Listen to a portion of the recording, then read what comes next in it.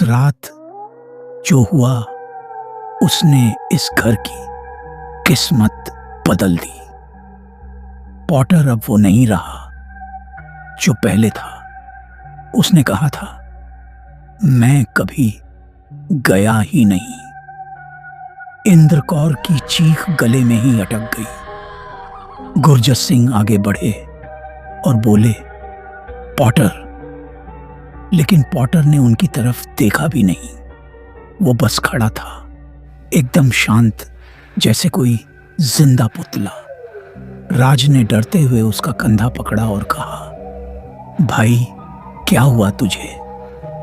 Potter ने धीरे धीरे अपनी नजर राज की तरफ घुमाई और कहा, वो रो रही है।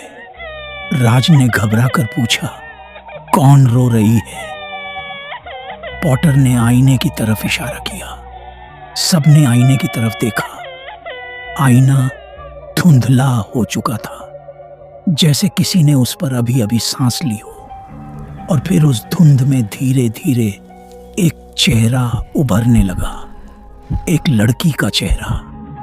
उसकी आंखें बंद थीं और होंठ कांप रहे थे, जैसे वो कुछ कहना चाहती हो। अरुषि डरकर पीछे हट गई और बोली, ये क्या है? हसन ने कहा, शांत रहो। लेकिन उसकी आवाज भी कांप रही थी। अचानक पूरे घर की लाइटें एक साथ बुझ गईं। चारों तरफ गहरा अंधेरा छा गया। बच्चे एक दूसरे से चिपक गए। इंद्रकौर ने गुरजस का हाथ पकड़ लिया। तभी अंधेरे में एक आवाज आई, धीमी और टूटी हुई आवाज, मुझे ढूंढो, मैं यहीं हूं, बहुत अकेली हूं। सरूर रोने लगी और हरजश ने उसे कसकर पकड़ लिया। गुरजस सिंह ने हिम्मत करके पूछा, कौन हो तुम? लेकिन कोई जवाब नहीं आया। सिर्फ एक सिसकी सुनाई दी और फिर सब कुछ शांत हो गया। कुछ देर बाद लाइटें वापस आ गईं। सबने एक दूसरे को देखा। पॉटर फर्श पर पड़ा था, बेहोश। इंद्रकौर तुरंत उसके पास गई और बोली, पॉटर बेटा उठो। धीरे धीरे पॉटर की आंखें खुली। इस बार उसकी आंखें सामान्य थीं, लेकिन वो बहुत डरा हुआ था। उसने कहा, माँ, वो लड़की मुझसे बात कर रही थी। उसने कहा कि उसे किसी ने यहां छोड़ दिया था। इंद्रकौर का चेहरा सफेद पड़ गया। अगले दिन गुरजस सिंह गांव के सबसे बुजुर्ग आदमी बाबा हरनाम सिंह के पास गए। उन्होंने उन्हें सारी बात बताई। बाबा हरनाम सिंह कुछ देर तक चुप रहे, फिर बोले, वो घर पहले किसी और का था। उनकी एक छोटी बेटी थी जिसका नाम नूर था।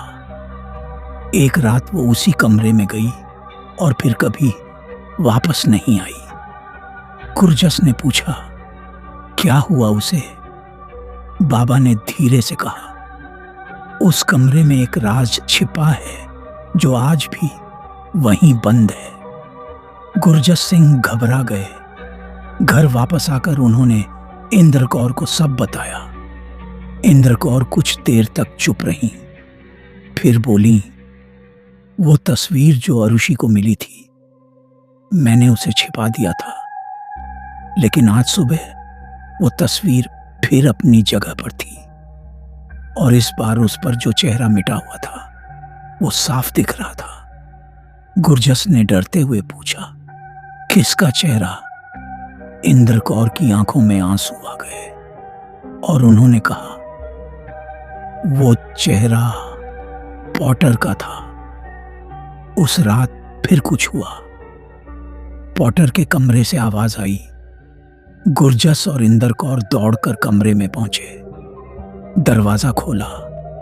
कमरा खाली था, बिस्तर खाली था, खिड़की खुली हुई थी और बाहर अंधेरे में दो परछाइयां एक दूसरे का हाथ पकड़कर धीरे धीरे दूर जा रही थी। इंद्रकौर चीख पड़ी, पॉटर!